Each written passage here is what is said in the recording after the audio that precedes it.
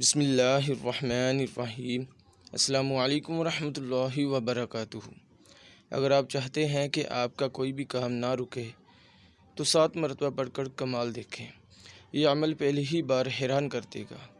हज़रत शाह हकीम मोहम्मद अख्तर साहब दामद बरकातुहू ने अपने बयान में फ़रमाया, अगर आप चाहते हैं कि आपका कोई भी काम ना रुके या किसी ज़ालिम के जुल्म से खलासी नसीब हो जाए या पहाड़ जैसा कर्ज़ अदा हो जाए या मुकदमा में कामयाबी नसीब हो, गर्ज़ के कोई भी नामुमकिन सूरत हाल दरपेश हो जाए तो अव्वल व आखिर दुरूद शरीफ के साथ ये चारों इसमें मुबारक या सुब्बूहु या कुद्दूसु या गफ़ूरु या वदूदु 7 मरतबा पढ़कर दुआ करें। यह ऐसा मुजर्रब और आज़मूदा वजीफ़ा है कि आपको पहली ही मरतबा हैरान कर देगा इंशाअल्लाह।